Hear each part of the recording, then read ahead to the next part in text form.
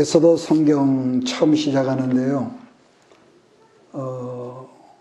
우리가 이제 계속 10장까지를 보겠는데, 에스더 성경의 특징은 하나님이라는 어떤 여호와라는 그런 문구가 하나도 없습니다. 그런데 중요한 것은 이 전체 속에 녹아 있는 것이 하나님의 경륜 섭리라는 거죠. 그래서 이런 부분을 이렇게 하나하나 열거하면서, 원래 이 에스더 1장은 작년 2020년 5월 달에 목포 기도원에서 한번 그렇게 했는데, 1장은 서론격입니다. 그래서 오늘은 평소보다 약간 좀 길게 그걸 할 수도 있습니다.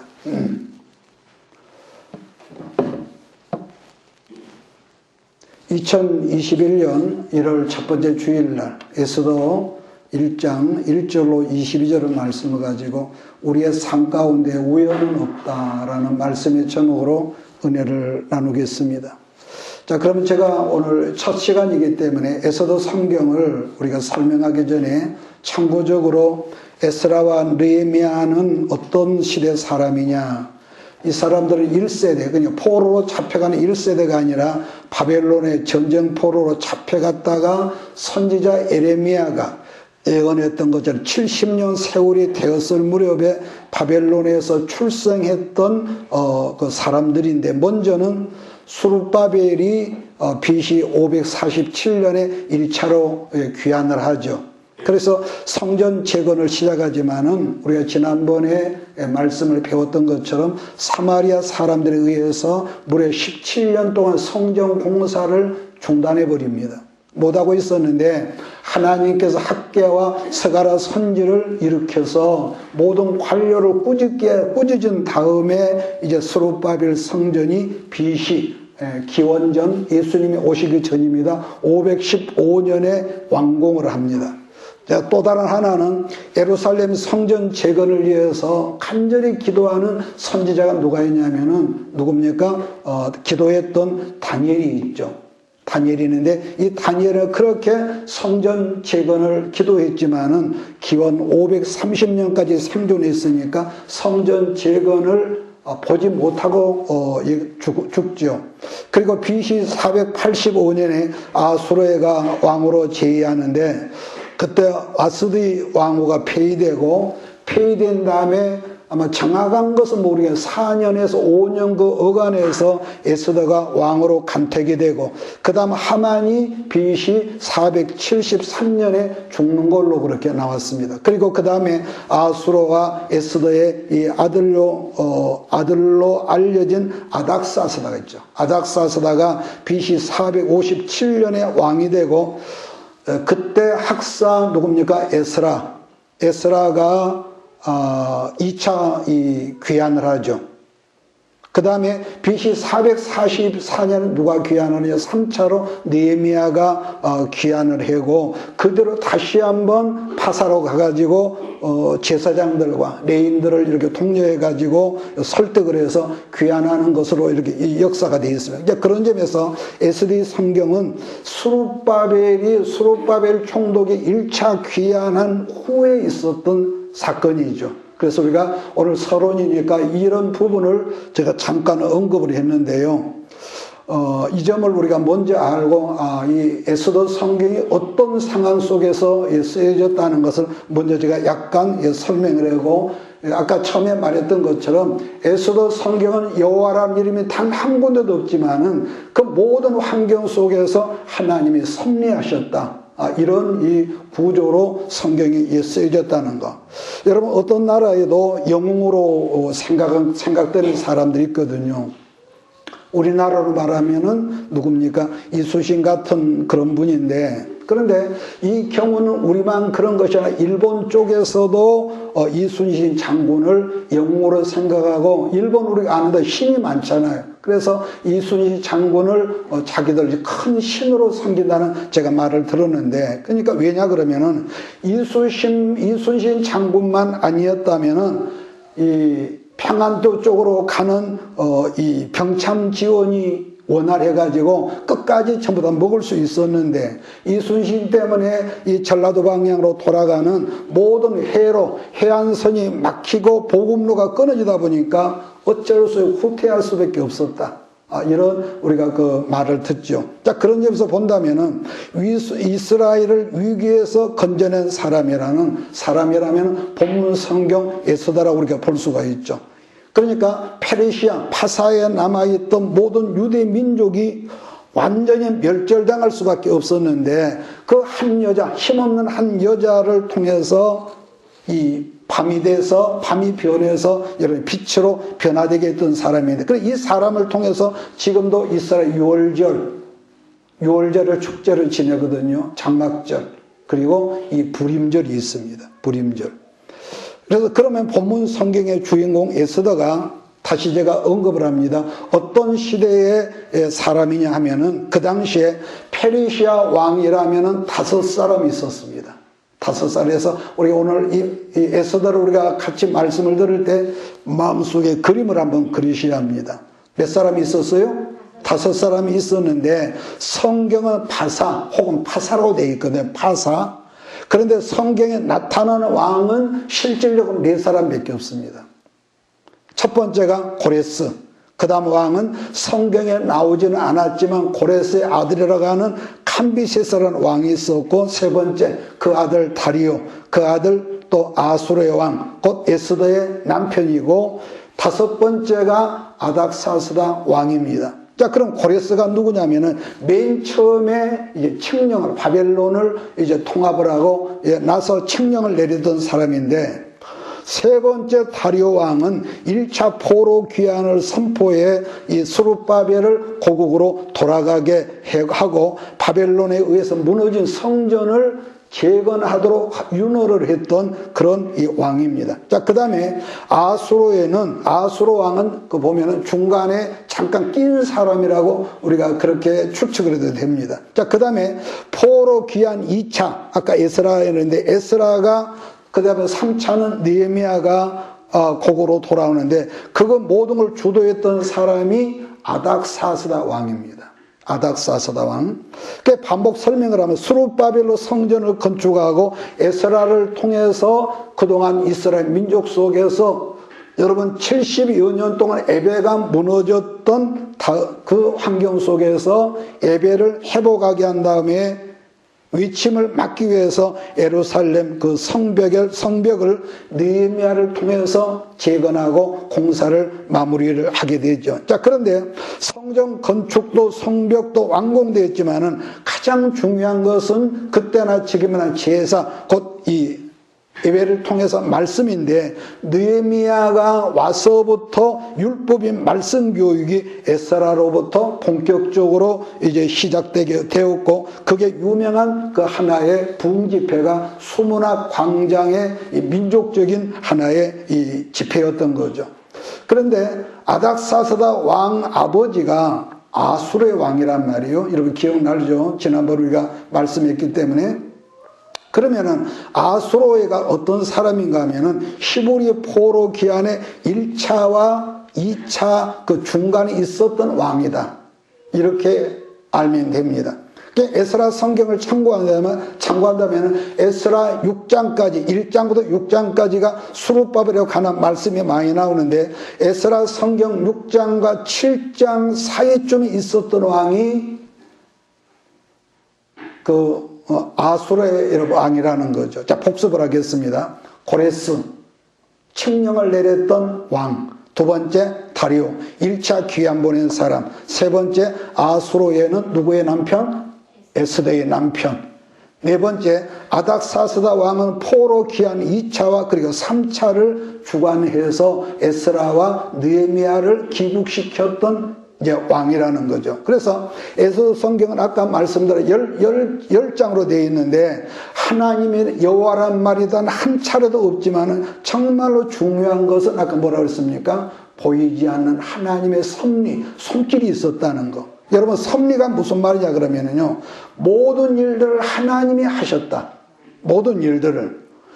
아마 이 문구가 제일 정확한 문구일 거예요. 그러니까 어떤 경우는 섭리란 말을 사람에게는 사용할 수가 없기 때문에 오직 하나님께만 사용하는 문구를 우리는 섭리다, 이렇게 말하죠. 어떤 목사님이 지난번에 미국 그 보스턴 쪽에 집회를 갔더니 마을 이름을 커다랗게 썼는데 섭리라고 그래서 어떻게 이 동네 이름이 섭리라고 되어 있습니까? 그랬더니 보스턴에 처음에 정착했던 사람들이 청교도 그 신도들이었다. 신도. 그러니까 그때 그 교통도 이 모든 게 그 안 좋은 상황에서 대서양을 지나면서 수많은 사람이 죽었잖아. 굶어 죽고 전염병으로 죽고 파도에 추위에 죽고 그러면서 그 엄청난 시련과 난관도 있었지만은 그래도 우리가 살아서 이 땅에서 정착하게 한 것이 하나님의 섭리라, 그렇게 해서 그 마을 이름을 섭리라고 했다는 그런 말을 제가 잠깐 들어본 적이 있는데요. 그래서 본문 성경 내용의 상황이라고 하는 것은 이스라엘이 여러분 BC 605년에 바벨론의 포로로 끌려와 있다가 바벨론에 의해서 완전히 나라가 깡그리 망하고 바사나라의 다리오 왕으로부터 1차 포로 기한이 끝난 상황이란 말이에요. 그래서 문제는 이스라엘 이방 땅에 끌려와서 100여 년 가까이 이렇게 살다 보니 어떤 뭐가 있겠습니까? 분명히 종자는 이 아브라함의 후손인데 모든 그런 생활 문화가 이방 문화에 동화되어 버린 거죠. 과거 우리가 일본이 40여 년 그런 외치는 억압 속에 있다 보니까 성씨도 바꿔졌죠. 언어도 우리 조선말 못 쓰게 했듯이. 그러니까 이 경우는 그 사람들이 나쁘고 좋고가 누구라도 그럴 수 있는데 100년 가까운 세월을 나라를 잃어버린 이방 땅에 살다 보니까 이 모든 이 생활 문화가 이렇게 바꿔져 버린 거죠. 그러니까 우리나라도 1920년대라면 3.1 운동이 있었을 즈음인데 그때 여러분 쫓겨난 우리 조선 사람들이 미국 가서 지금까지 2021년까지 살았다면은 그런 사람을 어떻게 정신적으로 우리가 조선 코리아 사람이라고 말할 수가 있겠냐. 왜냐하면은 이미 70년 동안 아까 말한 대로 이방 민족 문화에 동화가 되어버렸단 말이에요. 동화가. 이 경우는 옛날 그 애굽 사건도 마찬가지인데 유대 민족이 이미 애굽이나 페르시아, 바벨론에 동화가 되어서 이제는 바벨론도 페르시아 사람이 되었는데 갑자기 자기 민족을 찾아서 하만이라는 사람이 한꺼번에 도륙을 하려고 하는 사건이 이제 일어나니까 그때서야 자기들이 이스라엘 사람이라는 걸 깨달았다는 거죠. 그래서 우리는 원하지 않는 인생을 살다가 우리가 지난 언젠가요?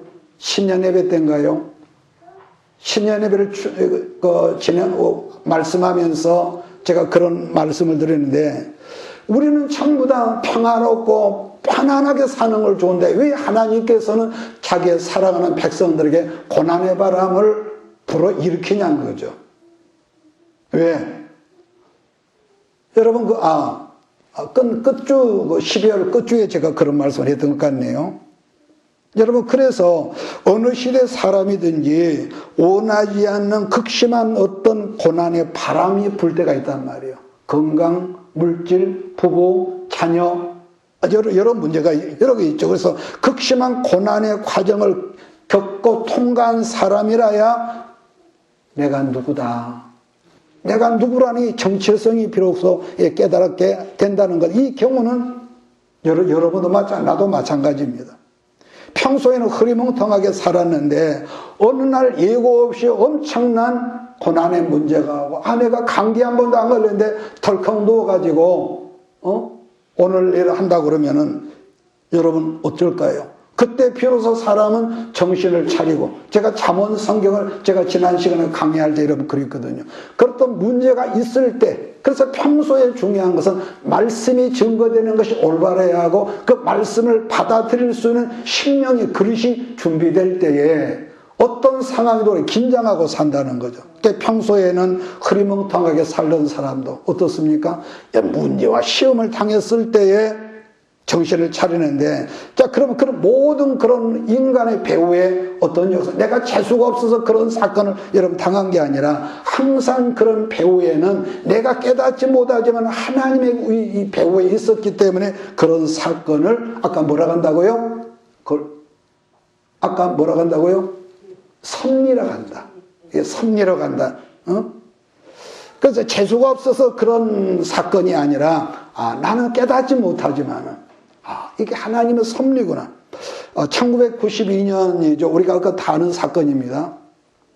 1992년에 미국의 그 로드니 킹 사건이라는 엄청난 이 폭동 사건이 있었는데, 본래는 백인 경찰이 흑인을 때려가지고 거의 그냥 이 장애자, 병신을 만들어버리는 그런 이 기가 막힌 사건이 있었습니다. 자, 그런데 우리 교민 가게에 흑인이 총을 들고 와서 이 돈을 뺏으려고 하니까 그걸 하다가 우리 교민이 권총으로 쏴서 그 흑인을 죽였습니다. 그 사건이 한국인과 흑인과의 갈등을 야기시킨 사건을 로드니 킹 사건이라고 그래요. 로드니 킹. 그 사건을 계기해서 LA 폭동이 일어났는데, 그때 한인들이 우리 교포들이 엄청나게 당황을 했는데, 자기들은 이미 오랫동안 미국에 이렇게 손자까지 낳고 벌써 50년, 70년, 어떤 사람들은 100년이 넘게 그 가문이 이어왔는데, 그러니까 완전히 정신까지 이 미국 사람인 줄 알았는데 이 어려움을 당하고 보니까 우리가 미국 사람이 아니라 우리가 조선 사람, 코리아구나, 이 정체성을 여러분 알았다는 거죠. 근데 우리가 아는 대로 여기서 이민 간 사람 보편적으로 예비군 출신들 아닙니까? 그래서 전열을 해가지고 그 흑인들을 물리쳤다는 그런 보도를 우리가 나중에 봤는데요. 그러니까 우리가 시험이란 건 정말로 불편하지만은 어떤 어려움을 통해서 내가 누구라는 걸 알게 되고 내 사명을 알게 되고 내가 해야 할 일을 여러분 아는 것이죠. 그러니까 그게 벌써 29년 전인데 2020년 코로나가 발발하고 보니까 또 그러한 조짐이 있어서 한인 교민 사회에서 무기를 구입하는 일이 비일비재다. 그런 제가 신문을 동아일보에서 제가 본 적이 있는데, 왜냐하면요, 미국은 예전부터 이상한 나라예요. 상황이 어려워지면 꼭 약탈하는 사건이 생겼단 말이에요. 미국에서 그랬습니다. 자, 그러니 어떻습니까? 약자인 우리 교민들 스스로 뭉쳐서 그 모든 대적들을 물리칠 수밖에 없었는데, 여러분 그래요. 그렇기 때문에 사람은 누구라도 동서고금을 막나라 그런 극한 어려움을 만났을 때야 깨닫는 것은, 이걸 반복하면은 우리는 이 나라 사람이 아니라 우리는 코리아구나, 코리언이구나, 여러분 그렇다는 거죠. 자, 그런 경우가 본문의 사건하고 여러분 동일한데, 말씀대로 이미 70년 100여 년 가까이 여러분 페르시아에 살고 있어서 거기 사람들이라고 생각을 했는데, 갑자기 하만이라는 이 기가 막힌 사람이 유대인들을 찾아다니면서 전부 다 죽여버린다고 그러니까, 그때서야 페르시아 사람이 아니라 하나님의 사람, 곧 아브라함의 자손 유대 백성이라는 것을 그들이 깨달았다는 거예요. 깨달았다는 거. 자, 그런 점에서 하나님께서 사랑하시고 눈동자처럼 아끼는 사람들에게 왜 어느 날 내가 원하지 않은 어려움을 주고 시험을 주느냐, 허락하셨다 했을 때는요, 제일 중요한 것은요, 아까 그랬잖아요, 시험을 당했을 때 사람은 겸손해지고, 시험을 당했을 때에 하늘을 바라보며, 우리가 그 같은 기도도요, 배가 불렀을 때 하는 기도하고 배가 금식하면서 하는 기도는요, 차원이 다른 거예요. 차원이 달라. 어떤 입은 살아서 막 기도할지라도 머리에서 나온 기도가 있고, 그 다음에 가슴 뱃속에서 올라오는 기도가 있다. 그러니까 어려움은 정말로 싫지만은 하나님께 때로 당신을 사랑하는 자녀에게 뭔가를 깨닫게 하려 시험을 통해서 그럴 때 주실 때에 우리가 해야 할 것은 뭐냐? 감사로 받아들이면은 뭐라고 그러죠? 버릴 것이 없다는 거죠. 그래서 에스더 상경은 시종일관 어떤 기적적인 사건이고, 그냥 어떻게 보면 덤덤하게 전개되고 있는 것처럼 보이지만은, 근데 그런 소소한 일상을 통해서 하나님께서 일하셨다라 내용이 그렇게 되어 있습니다. 그러니까 사람들은요, 이렇게 말하는, 나도 어떤 문제를 우리가 만나면은 조급하고 초조하고 성질 급하게 막 이럴까 저럴까 야단이지만 어느 순간에 하나님께서 개입하시면은 희한하게 그런 문제가, 그런 환경이 여러분 아무것도 아니라, 지난 제가 그 신년 예배 때 그랬잖아요. 이 바다에 떠 있었던 이 배가 있었는데 갑자기 썰물이 나가가지고 배가 움직일 수 없는 그런 모래 언덕에 있었는데 뱃사공이 배를 타고 뭐 어떻게 했습니까? 그랬는데 어느 순간 민물에 사건이 있으니까 사람이 어쩔 수 없었는데 배가 두둥실 떠오른다는 말을 제가 여러분이 했는데요. 그래서 여러분, 내 힘으로 넘을 수 없는 문제들을 사람들은 고난이다 또는 연단이다 말하지만은 그런 문제를 항상 뭐라고 하느냐? 광야에 있다. 하나님께서 나를 광야로 넣으셨다. 민수기 성경에 나타나는 그 엄청난, 제가 광야를 몇 번 말씀했지 않습니까? 광야에는 뭐가 없다고요? 길이 없다. 길이 안 보여. 일단 하나님께서 허락하셔서 광야로 집어넣으면은요, 이렇게 해야지 저렇게 대안이 없고 길이 안 보여. 유일한 길은 잠잠히 말씀과 기도 그리고 예배밖에 없음을 여러분 아멘할 수 있기를 바랍니다. 왜냐하면은 하나님이 그런 속에서 일하시니까.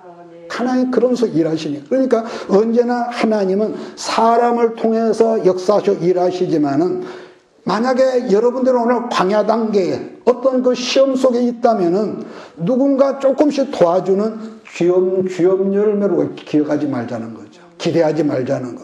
왜냐? 그 주염 열매를 공급해주는 사람이 우리 곁에 없어져야만이 우리가 사는 길이 진정으로 열려진다는 거예요. 내 곁에는 누가 있어? 어떤 스폰서가 있어? 아니 올시다. 사람은요, 이렇게 말하면 나도 금방 바뀌는 게 사람입니다. 동의하십니까? 사람은 자꾸 변해요. 부부도 변하고. 사랑한다. 아이고 어림없습니다. 그러니까 왜 좋은 인간관계에 항상 상처를 받는 사람이 있다고 그러는데요. 다른 게 아닙니다. 내 속에 거지같이 그 사람을 향해서 기대하는 어떤 기대치가 있으니까요. 우리가 사람을 기대하면은 상처가 끊어지질 않습니다. 믿었더니 그럴 줄 몰랐다. 아니요. 하나님을 기대하고 하나님을 신뢰할 사람이 사람을 하면은요, 반드시 하나님의 사랑하는 사람인데도 그런 역사가 있다는 거예요. 그래서 이 계시의 말씀을 여러분이 신년 첫 예배에 깨달을 수 있기를 주의로 축복합니다. 여러분, 그래서 이 세상은요, 강대국 중국이나 G2라고 일컫는 중국이나 김정은이나 우리나라 통치자 문재인이가 움직이는 게 아니라 어느 시대든지 하나님이 움직이시는 걸 아멘할 수 있기를 바랍니다. 그래서 살아계신 하나, 우리가 금년 한 해를 믿는다면은 어떤 문제 앞에서 이러쿵저러쿵 그러지 말고 잠잠히 하나님 앞에 기도하면서 기다릴 수 있는 우리 모든 공동체가 되기를 주의로 축복합니다. 아셨습니까? 예. 그래서 하나님은 왜냐? 죽은 자의 하나님이라 산 자의 하나님. 그래서 내가 죽어 있으면 안 돼서 그래서 우리가 영으로 늘 살아 있으면은 하나님의 음성이 어느 순간에 올 수가 있고, 그분이 터치하시면은요, 아까 그랬죠, 기가 막힌 썰물을 만나가지고 배가 움직일 수가 없는데 민물을 보내셔서 내가 원하는 소원의 항구로 인도하시는 분이 우리 하나님이시라는 거. 요즘 우리 사회에서 언젠가부터 금수저, 흙수저라는 말을 쓰는데, 소도 언덕이 있어야 부빈단다. 옛날에 돌아가신 우리 어머니가 그런 말을 했는데요. 여러분, 그런데 본문 성경의 에스더는 전쟁 포로로 끌려온 노예, 인질과 같은 그런 사람이고, 더군다나 에스더는요, 부모가 일찍 죽었습니다. 일찍 죽었고, 그 대신 이 사촌 오빠 모르드게라는 사람이 자기가 어렸을 때부터 양육해준 사람이 모르드게란 말이에요. 게다가 모르드게는 보면은 성품이 상당히 엄격했고, 그런 사람이죠. 그러니까 에스더가 부모 없이 그렇게 이 사촌 오빠 아래에서 양육을 받았으니까 얼마나 힘들고 그가 얼마나 외롭고 오빠가 미워하고 그런 건 얼마나 그가 어려웠을까, 그 심정적으로.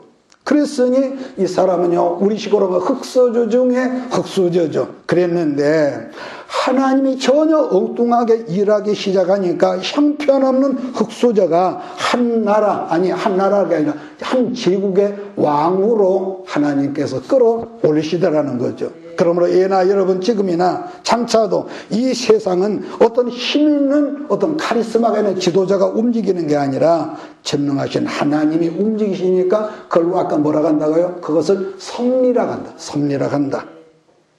그래서 우리가 여러분 금년 한 해를 살아갈 때 꼭 다짐할 것이 있습니다.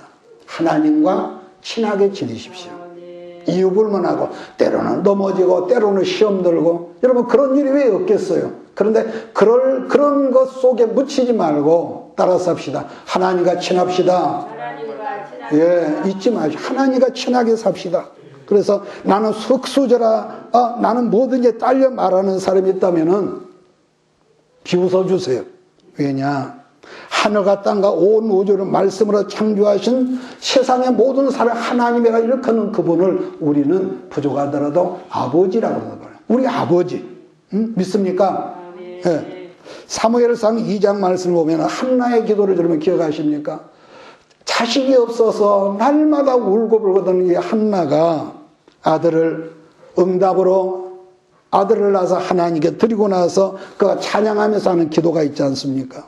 거름더미 같은 상황에서 나를 끄집어 올리셔서 기욕들과 어깨를 나란히 하게 하시는 하나님을 찬양한다는 그 여러분 기도문을 우리는 잊어서는 안 된단 말이에요. 그래서 하나님이 어떤 한 사람이든지 높이시면 사람이 아무리 방법을 해도 끌어내릴 수가 없고 하나님이 눌러놓으시면은요 아무리 발에 힘을 써도 올라갈 수가 없고 그분이 문을 닫아놓으시면은 열자가 없고 열어놓으면은 방해할 자 닫을 자가 없다고 그랬습니다. 그래서 금년 안에 여러분 하나님과 뭐하고 살라고요? 친하게 사십시다. 작은 우리가 친하게 그래야만이 역사가 일어나고 그래서 에스더 성경은 말씀드린 대로 전체가 10장인데 1장은 아까 말씀드린 서론이거든요. 서론인데 이 서론을 보면서 이제 우리가 이번 수요일 날 2장을 보는데 하나님께서 숨어서 잠잠히 일하시는 것을 우리가 발견하자는 거죠. 에스더 성경에는 제가 누차 말하지만은 하나님이란 문구가 하나도 없어서 옛날 그 마틴 루터, 우리가 장로교 시조라고 하는 일컫는 마틴 루터가 했다는 말이 뭐라 하냐면은 자기는 에스더 성경과 야고보 성경을 제일 싫어한다. 그 어른이 왜 그런 말을 했는가 왜냐하면은 야고보 성경은 자꾸 뭘 해라 율법적이고, 그래서 이분이 한 말이에요. 야고보는 지푸라기 성경. 또 에스더 성경은 하나님이란 말이 없기 때문에 자기 싫어한다. 그분이 있다는 거예요. 그래서 그 똑똑한 사람이 그런 말을 했을까? 내 생각에 자기 마누라하고 어젯밤에 싸워서 그런 말을 했을까? 설교할 때 그랬답니다. 사실 에스더 성경을 읽다 보면은 하나님이라는 문구가 없거든요. 없기 때문에 아까 그랬죠. 없기 때문에 그 속에서 하나님의 섭리가 더 깊이 느껴진다. 여러분 아까 다시 한번 질문합니다. 하나님의 섭리가 뭐라고요? 하나님의 섭리가 하나님이 일하신다. 이걸 섭리라고 합니다. 그래서 섭리라는 말은 반복하지만은 오직 하나님을 향하여서 사용할 수 있는 문구다. 섭리 기억하시기 바랍니다. 그래서 아무리 소소한 일상이라도 금년 2021년 여러분들이 하나님과 친하게 지내면서 말씀 안에서 예배가 정말로 헌신적이고 기도하면은 반드시 때가 되면은 하나님의 섭리하심이 여러분의 개개인의 기도 속에 삶 속에 응답으로 보여지는 역사가 있음을 나는 믿습니다. 자, 그러면은 오늘 본문 성경 1장 전체 내용을 보면 세 가지거든요. 첫째는 아수르의 왕의 과시욕, 교만이거든요. 교만이고 뽀기고 자랑하는 것이 나타나 있고, 두 번째는 왕후 아스리인데 아마 이 여자는 친정 집안이 굉장히 안동김 씨 그 옛날 그 세력처럼 집안이 굉장히 좋았던가 싶어요. 자, 그 두 번째로는 또 뭐가 있냐? 오늘 본문에도 있죠. 인물이 끝내주고 좋았다는 거죠. 인물이 좋았다는 점에서 사람이 항상 부족하면 겸손한데 뭔가 남보다 뛰어나면은 그때나 지금이나 특징이 뭡니까? 저절로 교만이 나온단 말이에요. 세 번째, 새롭게 내려진 결정을 통해서 하나님께서 흑수저 에스더를 준비하는 이 세 가지에서 하나님의 섭리를 우리가 발견하면서 이 오늘 에스더 1장, 2장으로 이제 넘어가는데, 자, 그럼 본문에 들어가기 전에 5명의 왕을 잠깐 정리한다면, 아까 그랬죠? 고레스가 있었고, 고레스의 아들, 아까 누구냐? 성경에 없지만은 캄비세스. 그 캄비세스가 그 당시에 뭘 했냐면은 애국, 이 구수, 그쪽을 점령해서 아주 탁월한 왕이라고 그랬습니다. 그러니까 이 경우는 성경에는 일반 이 세상 역사에는 캄비세스라는 사람이 있습니다.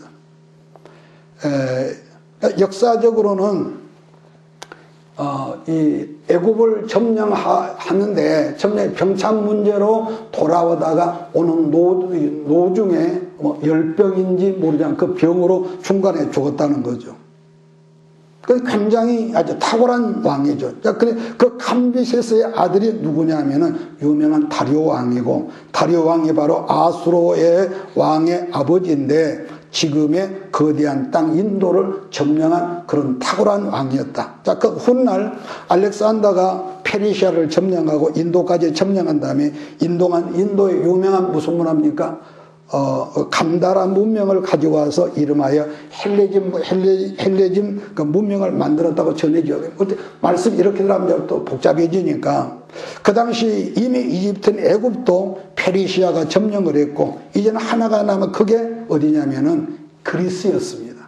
그리스. 근데 이 말은 제가 지난번에 한번 제가 설명을 했는데, 그래서 다리오 왕이 이 그리스를 먹겠다면서 전쟁을 시작했는데, 그걸 역사에서는 1차 페르시아 전쟁이라고 합니다. 페르시아 전쟁. 그런데 아테네 복병에 걸려가지고 기가 막히게 전쟁을 지죠. 지는데 이 지고 나서 왕이 자존심이 속상해서 그때 그 생겨난 그 엄청난 그 스트레스를 받았을 거 아닙니까? 넉넉히 이기는데, 모든 소국들은 이겼는데, 별것도 아닌 그리스 복병에게 걸려가지고 안정히 참패를 당했는데, 그래서 엄청난 이 대국인 페르시아를 이겼다는 성전부를 전하는 사건이, 그다음 누구라고 그랬습니까? 42.195km를 뛰었던 광야라면 좀 하는데, 그 42.195km를 뛰었던 거기가 마라톤이라는 지역이에요. 마라톤의 지역. 이게 시작이 되는데, 그러한 사건이 민족적인 상처가 돼서 지금도 이란이라는 나라에는 마라톤이라는 경기 자체가 없어요. 지금도. 없어. 왜냐? 지금의 이란이 그 옛날 화려했던 페르시아인데, 그러니까 지금도 올림픽에서 마라톤이라는 종목이 없는 유일한 이런 나라가 여러분 이란인데, 우리 민족도 지금도 그러잖아요. 해방된 지가 벌써 70년이 넘었는데, 일본 거라면 왠지 모르게 우리는 어떻습니까? 괜히 빈대골 상하고, 어떤 누가 축구만 하더라도 일본한테는 이겨라, 이런 상처가 있는 거죠. 그런 듯이 이란이 그런 민족적인 자존심에 굉장한 상처가 있으니까 지금도 마라톤은 말도 못하게 한다는 거죠. 그 일이 얼마나 상처가 되었든지 전쟁에서 돌아온 다리오 왕이 시름시름 앓다가 죽고 나서 그 아들이 아수로의 왕인데, 참고적으로 아수로의 왕이 우리말 사전에는 크세르크세스로 되어 있습니다. 크세르크세스. 여러분 그 사전에서 찾으면 이 사람이 어떤 걸 볼 수가 있어요. 그러니까 지난번에 말했지만은 300이라고 우리가 인터넷 들어가면 지금 돈 안 주고 유튜브도 보는데 300이라는 영화에 보면은 거기에 왕이 등장하는데 그 사람이 바로 크세르크세스. 그게 그 사람이 아까 누구의 남편이라고요? 에스더의 남편입니다. 에스더의 남편. 그러니까 영화 300에도 그런 장면이 나오지만 1차 전쟁의 주역은 다리오였지만은 아버지가 죽고 나서 2차 때 주역은 아수로란 말이에요. 아수로. 그러니까 2차 전쟁 때 거기서도 무슨 일이 있었냐? 스파르타가 등장하는데, 그 전쟁 때에 우리나라 이순신 장군이 불과 군함 13척 가지고 일본의 300수십 척을 물리친 것처럼 우수영에서 여러분 살람이라는 수로가 있습니다. 아주 진도처럼 굉장히 그 수로가 센 그런 지역인데, 거기에 교만하게 나가다가 완전히 참패해서 30만이 떼죽음을 당하고 기록에 의하면 불과 4, 5천 명이 살아서 돌아갔다는 거죠. 그러니까 그때부터 그 지역의 그리스가 서서히 조그마한 나라였는데 대세의 요즘의 중국처럼 이 패권을 점점 이렇게 차지하게 된 건데, 이것은 실제적인 이야기거든요. 역사적인, 성경에는 그런 게 없지만. 그런데 에스더 1장은 2차 전쟁을 하기 직전이라는 거예요. 2차 전쟁.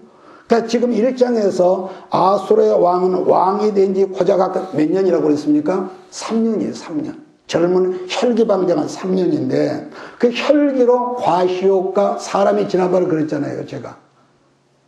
잠언의 1장 할 때 젊은 자와 어리석은 자가 잠언서 1장에서는 동질로 본다고 그랬죠. 그러니까 이 젊은 이 왕이 굉장히 가시욕이 여러분 강했던가 보죠. 제가 왜 가시욕이라고 하냐면은 왕궁에서 잔치를 아까 몇 일 동안 했다고 그랬어요? 180 몇 달입니까? 6개월 동안이야. 6개월. 그 다음에 30만 명의 군인들이 있다면 그 잔치에 또 참여를 했어. 그 잔치가 끝나고 나서 아버지의 원수를 갚겠다고 또 자기가 최고 왕이라는 걸 과시하기 위해서 잔치를 베풀고 전쟁을 하려는 그런 와중에 와스리 사건이 생기고 하나님의 섭리가 그 사건을 통해서 개입을 했다는 거예요. 자, 그러면 여기서 에스더 1장 1절로 4절을 우리 같이 읽으면서 오늘 시간을 정리해 나가겠습니다. 시작. 이 왕은 아수르의 왕 때 있었던 일이니 아수르에는 인도로부터 구수까지 127지방을 다스리는 왕이라. 당시 아수르의 왕이 수상궁에서 즉위하고 왕에 있은 지 제3년에 그의 모든 지방관과 신하들을 위하여 잔치를 베푸니 파사와 메대와 장수와 각 지방의 귀족과 지방관들이 다 왕 앞에 있는지라. 왕이 여러 날 곧 180일 동안에 그의 영화로운 나라의 부왕과 위엄의 혁약감을 나타내니라. 뻐기고 거드름을 폈다는 거죠. 그러니까 다니엘 성경의 환상을 우리가 이 말씀 연결해 보면은 바벨론을 금으로 묘사를 했고 페르시안 바사를 은으로 묘사를 했을 정도였지만은 그 당시 바사는요 한 나라라기보다는 아까 그랬죠 제국이었다고. 엄청난 제국이었다고. 그런데 사람의 손으로 뜨인 돌이 그 큰 금신상을 날아와서 박살을 냈다고 다니엘이 그랬지 않습니까? 무슨 말이 하냐면은 아무리 큰 제국 중에 제국이라 할지라도 어느 순간에 우리 하나님의 손모시기 시작하면은 끝난다. 믿습니까? 이건 한 개인도 마찬가지고 교회 공동체도 마찬가지고 나라도 마찬가지고 절대로 주의할 것은 교만하면 여러분도 나도 교만할 수가 있기 때문에 교만하면 우리는 이유 불문하고 마귀 역사가 시작되고 하나님의 심판이 시작된다. 믿습니까? 그래서 사람마다 예나지나 돈이나 권력을 탐하지만은 옛날에도 뭡니까? 지금 현재 민주당 정권이 뭐 앞으로 몇십 년 더 한다고 그런 큰 소리 하지만은 여러분 건부 하무 12억이라는 이런 말이 있듯이요. 그래서 우리가 어떤 성경을 보더라도 반드시 명심할 것은 나는 여러분들이 금년부터 강성함을 입어서 축복의 물고가 열려지기를 주의를 축복합니다. 중요한 것은 하늘의 축복을 아무리 많이 받을지라도 자아도취에 빠지지 말자. 할렐루야. 자아도취에 빠지지 말라. 좀 전에 말했지만은 아수르의 왕이 2차 페르시아 살라미 전쟁에서 박살이 났단 말이에요. 그런데 그런 배후에 누가 있었다? 우리 하나님이 섭리하셨다. 당시에 페르시아가 얼마나 대단했냐 하는 걸 보면은요, 궁궐에서 반복합니다만 잔치를 보는데 주변에 모든 나라의 왕과 장군과 군병들이 모였을 텐데 6개월 동안 180일 동안 무한리필하는 잔치를 했다는 것을 여러분 생각을 해보자는 말이에요. 그랬다라가 아니라 또 본문을 보면 술잔 하나 음식을 담는 그릇 하나도 같은 것을 사용하지 않았다는 거죠. 자, 여기서 1장 5절로 8절을 우리 한번 같이 읽을까요? 5절 시작. 이날이 지남에 왕이 또 토산 수산에 있는 귀천간의 백성을 위하여 왕궁 호원뜰에서 7일 동안 잔치를 베풀세 백색, 녹색, 청색, 휘장을 자색 가는 줄 배줄로 대리석 기둥은 메고 금과 은으로 만든 걸상을 화반석, 백석, 운모석, 흑석을 간 땅내 진설하고 금자도로 마시게 하니 잔의 모양이 각기 다르고 왕이 풍부하였으므로 어주가 한이 없어. 거기까지 보겠습니다. 특히 5절을 보면은 6개월 동안 잔치가 있었고 그 잔치가 끝나고 나 7일 동안 귀천간에 모든 사람을 모이게 해서 잔치를 또 했다는 거죠. 두 번째로는 남편, 그러니까 왕의 과시가 아내였던 와스디의 교만을 해서 같이 우리가 언급을 하는데 여기서부터 하나님이 작업을 시작한다. 그런데 거기서 돌발 사건이 벌어지는데 잔치 7일째 되는 날 과시욕이 지나치게 나타났는데 그게 와스디 사건인데요. 말씀한 대로 왕은 아마 대충 생겼겠지요. 그런데 왕후 아스디가 아까 언급한 대로 용모가 아주 기가 막히게 여러분 잘생겼다는 거죠. 여러분 그래서 예나 오늘은 우리가 안 이쁜 것보다 이쁜 게 좋은데 여자들은 너무 탁월하게 이쁘면은요 욕심내는 도둑놈이 많습니다. 그래서 적당히 우리처럼 이렇게 생긴 것이 나는 좋다고 봅니다. 자, 그런데 왕후가 이때 또 각 나라에서 모이는 그 귀부인들, 왕후들을 모여서 잔치를 후원해서 했다는 거죠. 자, 그럴 때에 아수르 왕이 자기 부인의 미모를 자랑하려고 궁중 내시들 7을 보내가지고 한다는 말이 왕후님 오셔서 얼굴 미모를 좀 자랑하려 합디다. 그러니까 와스디가 우리 시골에 성질을 팍 내면서 거절을 했다는 거죠.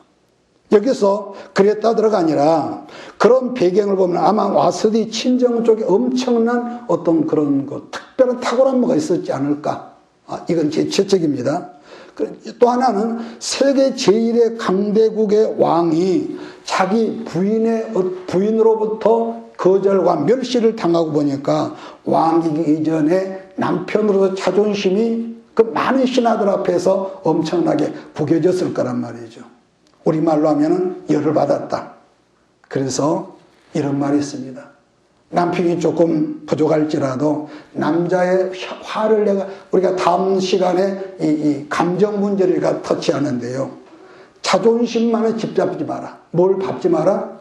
자존심은 밟지 마라. 왜? 남자는 자존심을 짓밟아 나면은 어느 때가 되면 반드시 보복가 내요. 이 심리가 일본말로 곤조가 그렇습니다.